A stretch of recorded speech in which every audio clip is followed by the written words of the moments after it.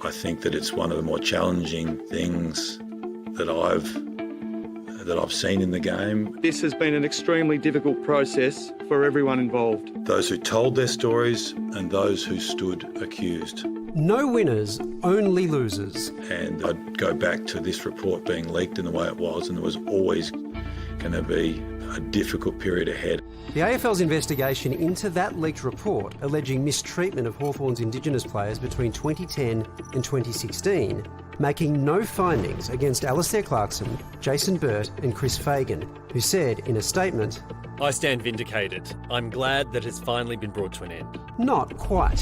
Hawthorn could face sanctions, including fines and the loss of draft picks, for bringing the game into disrepute by failing to give Clarkson and co a right of reply. The process whereby allegations were aired, that anybody having the ability to respond to them has provided an environment where there has been many parties put in a hugely vulnerable situation. While some of the families at the centre of the saga are reportedly preparing to take the coaches and club to the Human Rights Commission, with talk of possible civil action, Indigenous advocates unconvinced that justice has been done. It's that feeling of being gaslit, right? It's that feeling of feeling like everything's going to be okay, and then you're just reminded again, actually, nothing's going to change fundamentally.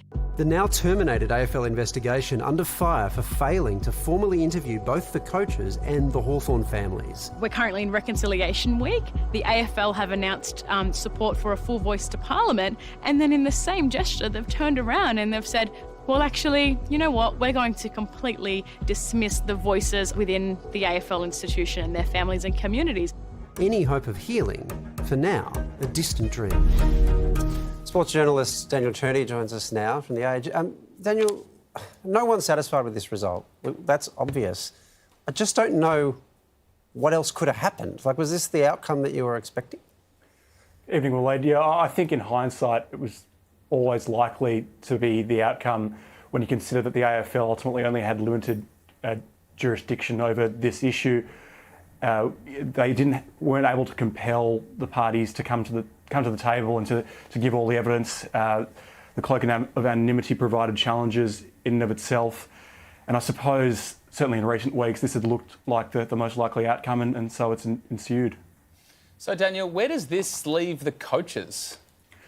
Look, for Chris Fagan and Alastair Clarkson in particular, and Jason Burt, who's still working at Caulfield Grammar, I think there's a sense of vindication that they are in the clear, at least on the AFL front. They're not going to face any AFL sanctions on the matter.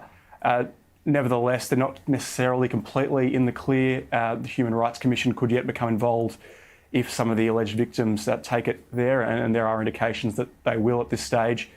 But look, for now, I think Clarkson and Fagan are at least stand vindicated and exonerated. And I suppose there is the prospect for them too of potentially taking defamation action if they see fit, given that they have vehemently denied all the allegations, potentially against the ABC, given the initial report back in September. Yeah, right. And what about the complainants then, Daniel? Yeah, look, the complainants that I touched on could go to the Human Rights Commission. That is an option for them, but they would probably have to, put themselves forward and remove the cloak of anonymity, one which has protected them up until this point. Whether they're willing to do so or not is another matter, and that could be itself a very trying process to go via the Human Rights Commission. There is also a WorkSafe investigation that's been ongoing into the Hawthorn Football Club. So there are avenues there, but I suppose at the very least they haven't been, well, the AFL sanctions certainly haven't put any penalties on Clarkson, Fagan and Burt. So, Cherney, what happens next? It has the feeling it's going to keep going. Look, I think probably the most interesting point now is what happens with Hawthorn, particularly with the investigation and whether the Hawks get penalised for the issues in terms of procedural fairness and the idea and the fact that there were leaks that sort of ensued from the investigation, and whether that it followed protocol, so to speak. The Hawks are, as touched on in the package, are potentially facing draft picks and financial sanctions, which would obviously be a massive blow. And then separately, it's whether any of the parties involved decide to take legal action, whether that's the Human Rights Commission or in the civil courts. God, what a mess. Daniel, thank you for your time and taking us through it. Appreciate it. Pleasure.